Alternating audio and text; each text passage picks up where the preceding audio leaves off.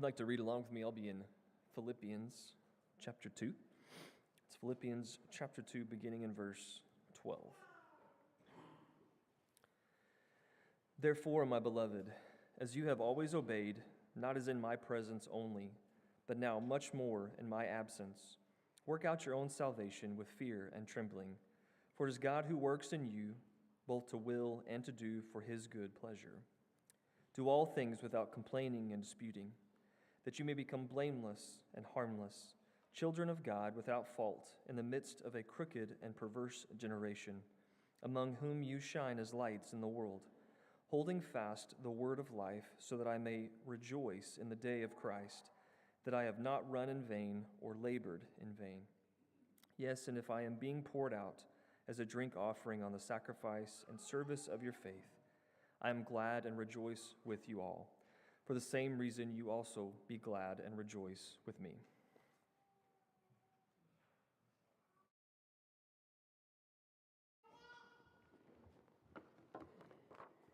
In almost any context, it's helpful, maybe necessary, to know what your responsibilities are. What role are you going to fill? What do you need to do? What are people counting on you to do? What's your responsibility? When you are taking a job, you're going to talk with your potential employer about that. What are you going to expect of me? What maybe benefits will I have? What am I going to need to do in any given day? Do I have the skills to do that? Do I have the mental fortitude to do that? Do I want to do that? What are you going to ask of me? What are my responsibilities? When you're trying to teach your children, maybe get them to participate more in the upkeep of the house. Some people might have something on their fridge or somewhere in the kitchen or living room that says everyone's chores. This is your job. This is my job. Maybe couples get into arguments about that. Why didn't I take the trash out? That's your job. And we're all aware of, or hopefully everyone's aware of, okay, this is my responsibility. This is the thing that I have to do. If you're playing a team sport or in a group of musicians or singers, you're all going to need to know, what's my part? What's my role? Do I sing bass? Do I sing tenor? Do I play this part, or do you do that part? That's usually helpful. For all of us as Christians, and maybe we've asked this question or looked at things this way before, what really is our role? What are we responsible for? If we are trying to live a life that is dutiful, that is responsible, we are walking soberly as Peter calls us to walk, we're paying attention to, we're minding the things that we need to do, the role that we fulfill in this life. What does it actually look like? And some of the examples we used, well, really we find ourselves in much the same scenario as Christians, members of a family, people who are called upon to perform certain tasks, not as a job, as though we're employed by God, but as people who realize the need to put in serious work, the need to be busy about an important task. So for the Christian, what does that responsibility look like? I want to look at this passage that hopefully you're already open to in Philippians chapter 2. Dylan read for us verses 12 through 18 a moment ago, and I want to use that as a template to just look at three primary responsibilities that we might have in our walk of faith here on this earth. And then I will turn that over for your use and your safekeeping here in just a few moments. The first thing I want to look at is really an obligation to self, an idea that looks inwardly or that is most concerned with me and with what I do. We obviously stress above all when Paul tells us there in verse 12, tells the Philippians and us by extension to work out your own salvation with fear and trembling, that if nothing else, he is stressing the need for personal accountability. And we give attention to this idea somewhat frequently, I suppose as often as we should, maybe not as often as we should, but it is a key consideration. It is something we always have to be mindful of when we are considering our lives before God, that you alone are responsible for that. Not your parents, not your grandparents, not however many generations of Christians there might be in your family, not your spouse who might do good things, but you, yourself. Not the preacher, not the elders, not the church you're a part of. You tend to this. Well, so how is it that this comes about? This first involves our obedience. Paul's therefore, this section begins in verse 12. Therefore, he's drawing a conclusion.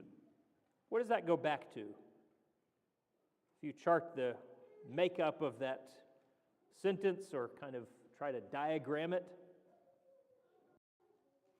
he's looking at their obedience in verse 12. He's drawing a conclusion about their obedience to his commands, to God's will.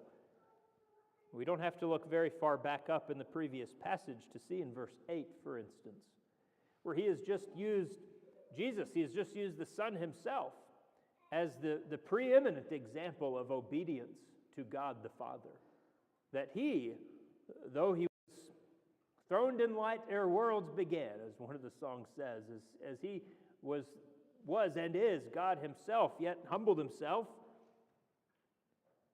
came to earth in the form of a lowly man, a man born in a borrowed manger, or born in a borrowed barn, laid in a manger,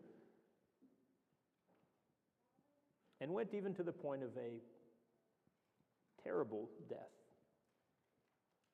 dying on the cross. Well, that was Jesus. That's the Son. Obedient. Did that because it was the Father's will. And he has used him as this example of lowliness and humility and not putting self above others and of obedience to God. So that's really where he begins this whole section in verse 12. Therefore, based on that, knowing this example that you have, seeing who Christ is, that chief quality of obedience to the Father, you act in this way.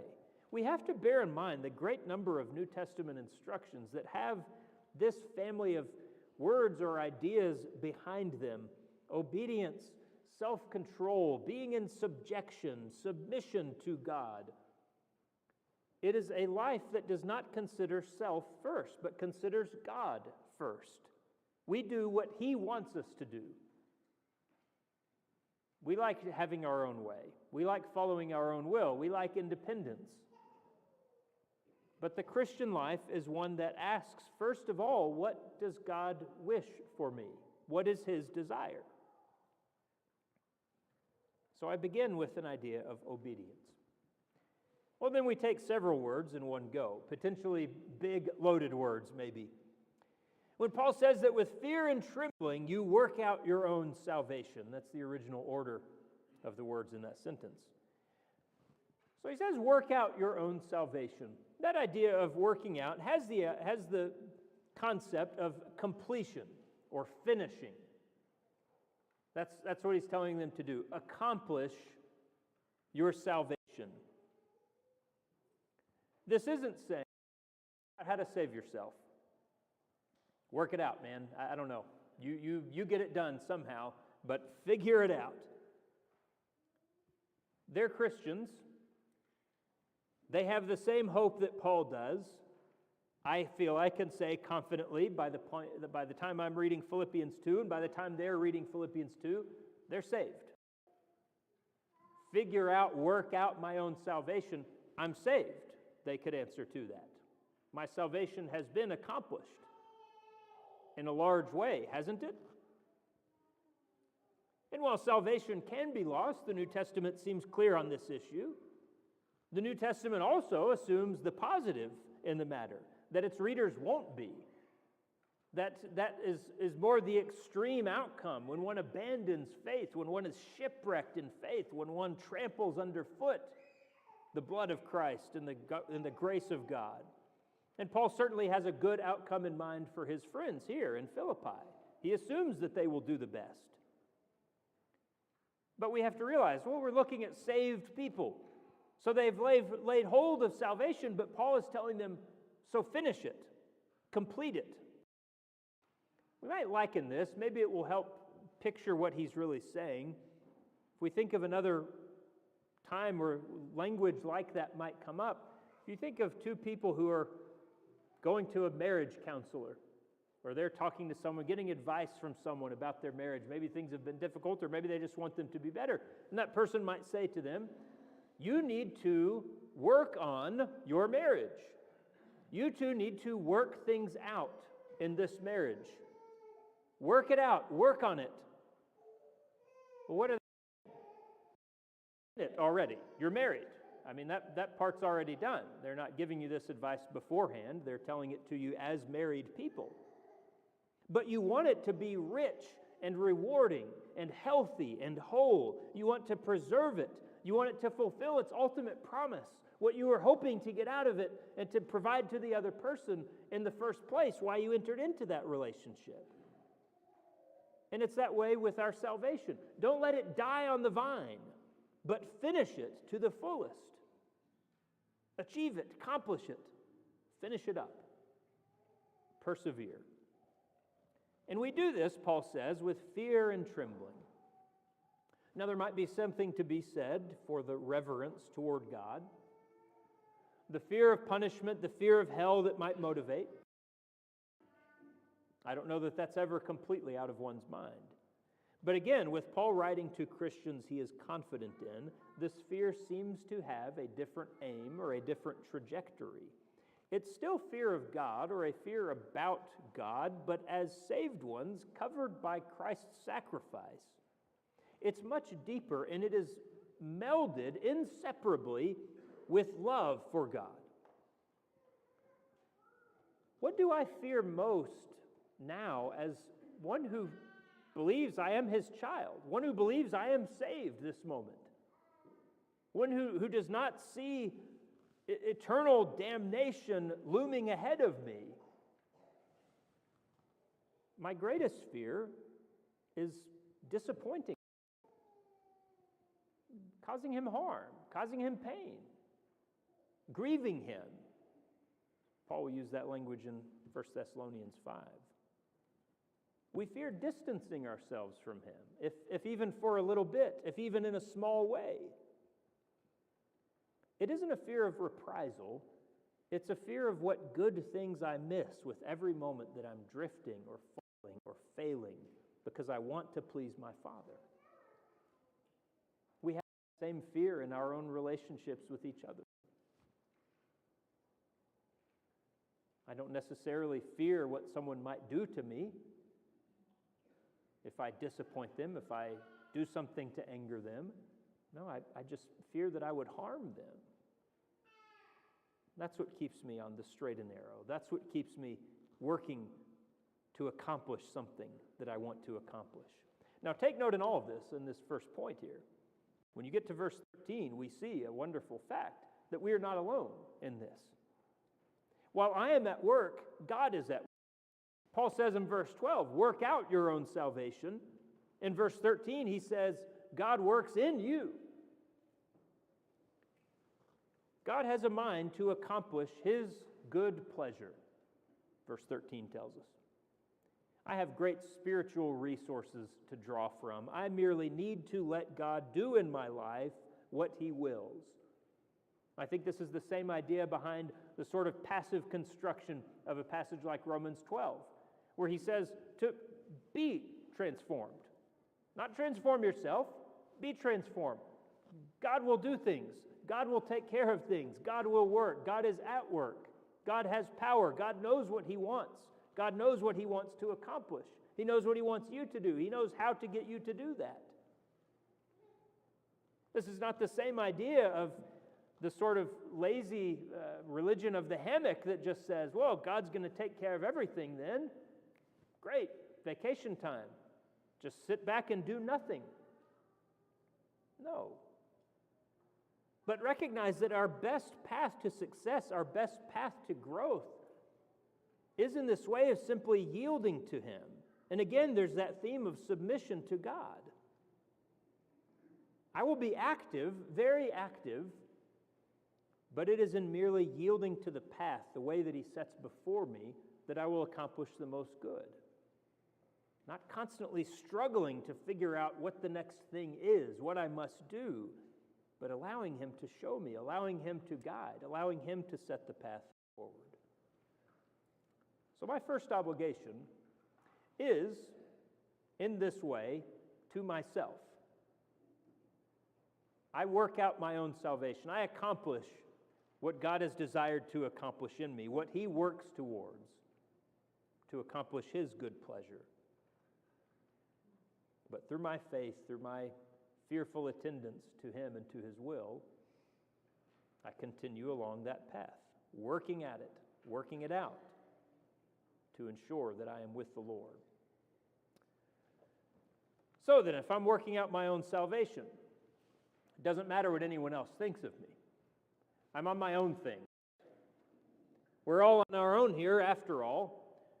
Only God can judge me, is the statement we hear people say so many times. I feel like I only hear that statement come from someone who has no shame or who has no penitence when they're faced with their sins. They have done something ridiculous, and they know that. They say, only God can judge me. That means they don't want to hear about it from anyone else. I'll answer to God alone at the end of the day. So, there we have it. Leave me alone. Well, Paul clearly doesn't see it this way. The remaining 5 verses of our passage are all interpersonal. They all deal with me and you, me and him, me and her, me and someone else. First, he shows concern with the picture that we are showing the world. Not just a picture, of course. It's meant to be an accurate representation of who we are in our innermost selves, a sincere reproduction of our souls and our spirits, but it's on display for the rest of the world. It is visible to the people around us. So what's it like? Firstly, we have to say it is very different from the world. We know that right off because in verse 14, he tells us that you, the Christian, do all things without complaining and disputing. Now, I'm going to sound like an old-timer here. I don't care. Is there anything that has eroded more in modern society than our ability to patiently and quietly endure hardship? To have one bad thing happen to you without it turning into a gripe session with all of your friends or with your spouse or with whoever it is, that every minor slight and every minor inconvenience is met with negativity, with complaint, with whining, with grumbling. I don't want to make this a Jeremiad, some kind of long screed against our particular era or some specific age group, so I won't go further. Let us just say, let us recognize, this seems an obvious area of weakness for many people. To go through life, and he says in verse 14, do all things, whatever you're going to be doing, whatever you're involved in, do it without grumbling, do it without complaint. Doesn't that seem rare? Doesn't it seem like something we encounter very, very infrequently? To avoid complaint and dispute. What form does that take? What's he really talking about? The complainer and the disputer, or the grumbler and the arguer. This is the attitude that causes us to be critical of everything around us. Hypercritical. Of others, of course. Never me. But I see everything you do incorrectly.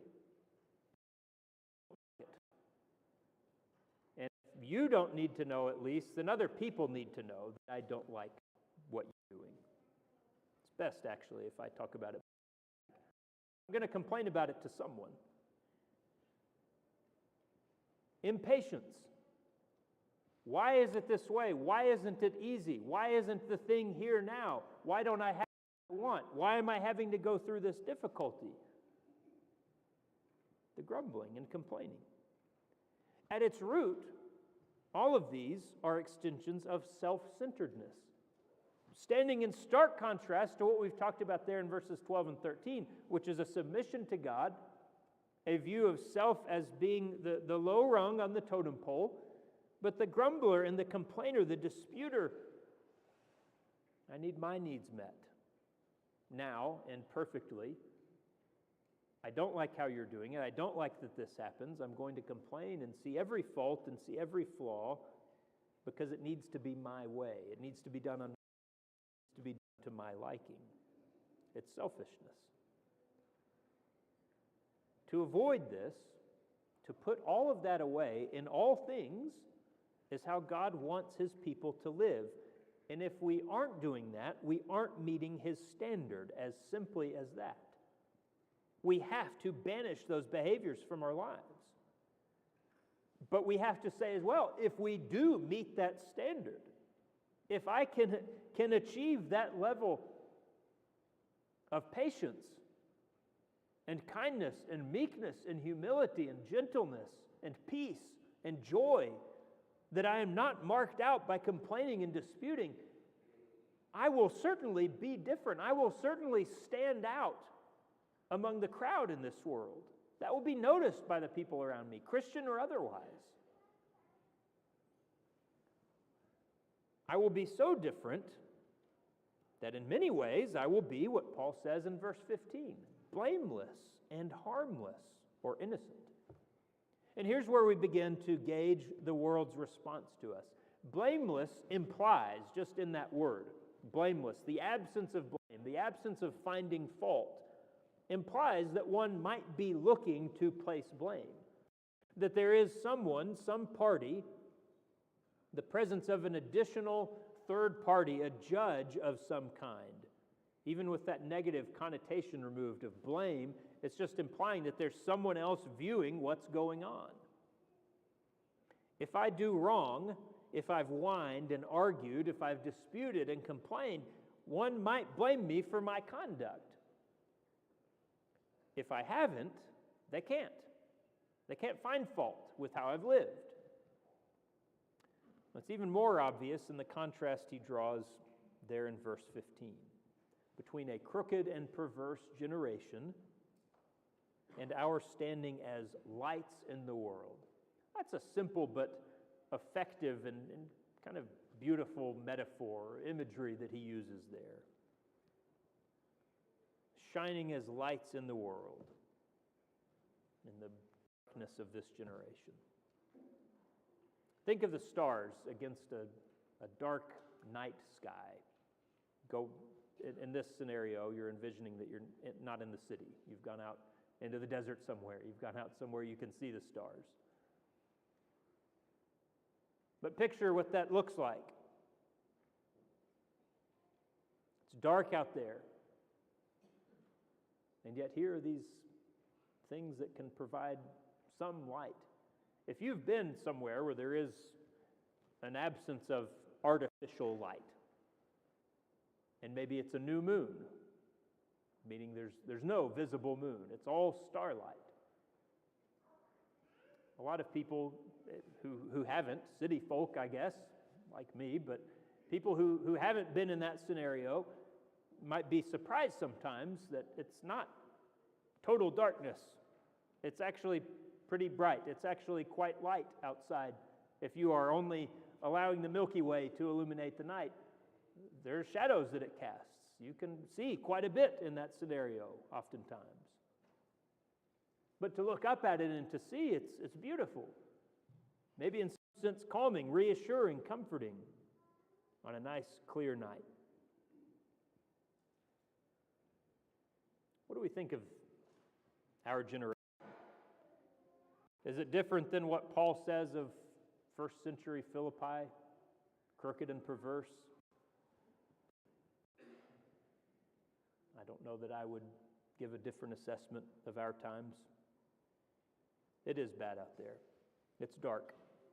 It's wicked and twisted and wrong. People have no mind, no heart, no love for God. And it shows in our treatment of each other, with our anger and our hatred and our abuse and our lying and our callousness. It shows in our treatment even of ourselves. People have no shame, no self-respect, no dignity. But what are you? Christian. Light. Blessed light that points out something different, that signals something better and greater. And Paul says in verse 16, you are holding fast or holding forth the word of life. There's another great image. I like how Montyer illustrates it, maybe compares it to and gets to the heart of what Paul might be envisioning of a lantern. That terminology there in verse 16, I just gave a couple of ways that fast can be translated. Holding fast or holding up or holding out or holding forth. Well, some of those have different shades of meaning or different implications. When you think of holding fast, you think of gripping onto something tight and not letting it go. You think of holding something forth, you think of kind of sticking it out far away from your body. And maybe it's not as secure there, but it's out and it's up and it's visible. Really, both things are in mind. When you think of a lantern, it holds fast light by holding within itself some radiant element that isn't escaping from it. It's in there. That's what makes it a lantern, is that light is inside of it. But it also holds it forth. It's got this bright outshining that dispels the surrounding darkness. That's the impact of your living by the word and will of God. A bright inward conviction that leads to visible, enlightening actions. You show the world a better way. That's your responsibility to the people around you. Not to criticize, not to complain, not to dispute, not to always tear down, not to hate and to argue and show vitriol and do all the things that people like to do in this world, but to illuminate, to guide, to shine as light in the world. Now, one more word here on what we demonstrate to the world within this section. It's found there in verse 15. Paul mentions that they are children of God without fault. Now, I've always known the theory here, but the reality of it hits home now that I have children of my own. But I could always remember my mom talking to me about something similar, of course, that our children represent us to other people. They are extensions of ourselves when they go out into the world, or when someone sees them or meets them or talks to us. Our children represent us. Mike mentioned this a little bit in one of his lessons this past week, that you can learn something maybe about a person's home life and temperament by hearing the stories their kids tell or the answers that they give in a Bible class. And that's true. Kids are just going to tell you what's going on. It's not my main concern, but if my kids act up in public or don't treat people right, I'm aware that it reflects on me. First thing I want to do is correct the behavior so that they live a better life. But there is that thought in my mind as well that says, this is not what I want people to think of me.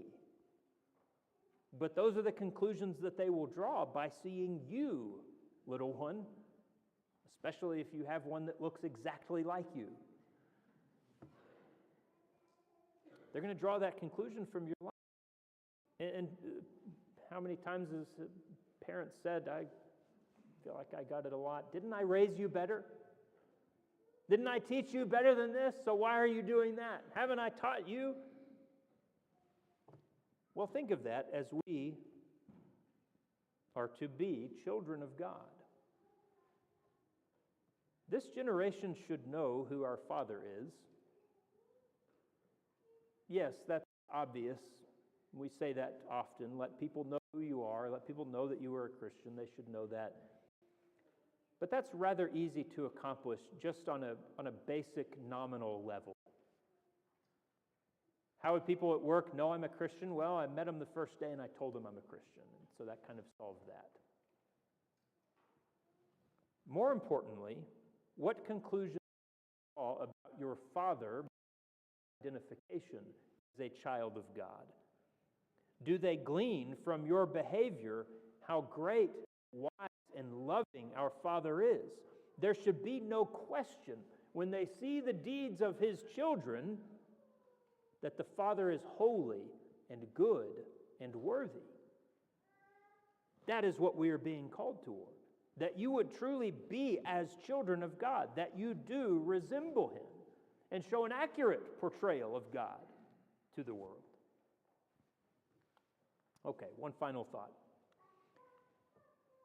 Not just looking at our obligation to the world around us, but to the world that is in here, to the people that we are in this room with right now, the people that we exist in the kingdom alongside. Paul's attention goes for a moment to this relationship shared by himself and the saints there in Philippi. There's an obvious love between those two parties throughout the whole letter of Philippians. If you've studied it very much at all, you've looked in these 4 chapters, you see that bleeding through really the entire time. It pervades the whole letter, this warmth that Paul feels towards those particular saints. And here, he considers all these instructions through that lens. Starting there in verse 17, and he uses kind of interesting language, maybe it isn't clear to you initially.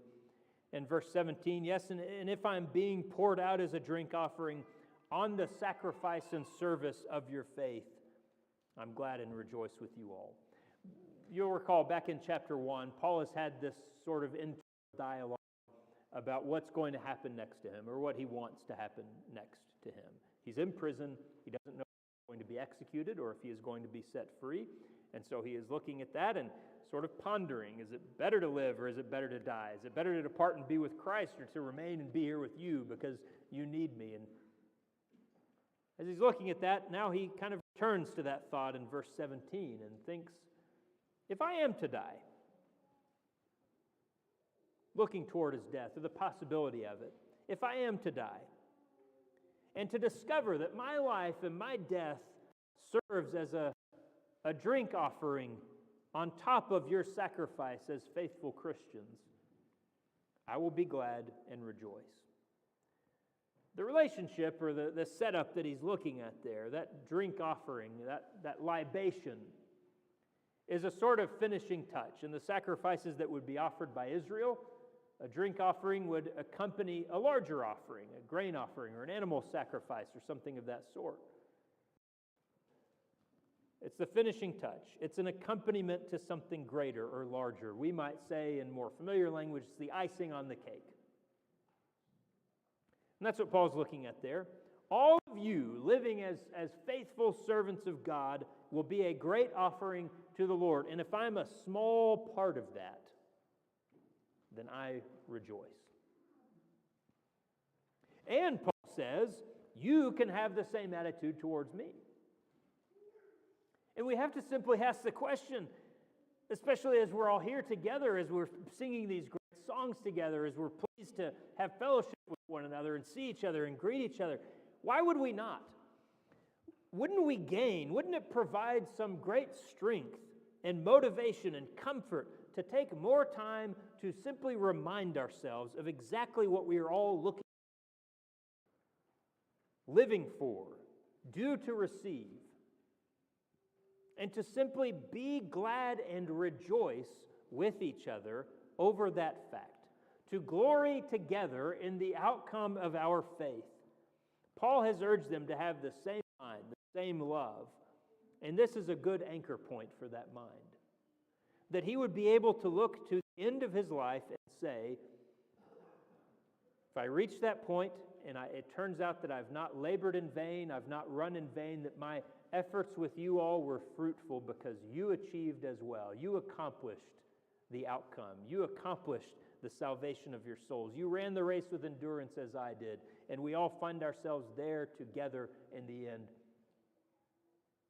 What better crown could one wear? What greater end could one reach? For the same reason, you be glad and rejoice with me. We're in this together. We serve God alongside people who love the Lord, who love you, who can offer help. That final obligation is that constantly I am looking outward. I am looking to the man next to me. I am looking to the one who also is making his sacrifice of faith before God Almighty. Well, this morning we do encourage you to consider those responsibilities. the first in its first place, as it should be, to work out your own salvation. As we said, this is not figuring it out on your own. It's not accomplishing it on your own. It's allowing God to work His will and His good pleasure. He wants you to be saved. He wants you to be a disciple of His Son, Jesus Christ. He wants your faith and your obedience. Will you do it? Have you done it? If not, today can be the day that you do, and it will go down on record as the great day of your life, when you are forgiven of sin and are welcomed into fellowship with the Lord. Today, if you would, repent, be baptized into Christ. But maybe in looking at those other concerns as well, you see an area of need. You need people to rejoice and be glad with you. We can offer that as well. We can offer our encouragement along the road that can be challenging. We'd love to help in whatever way we can. If you need our assistance, come forward right now while we stand and sing.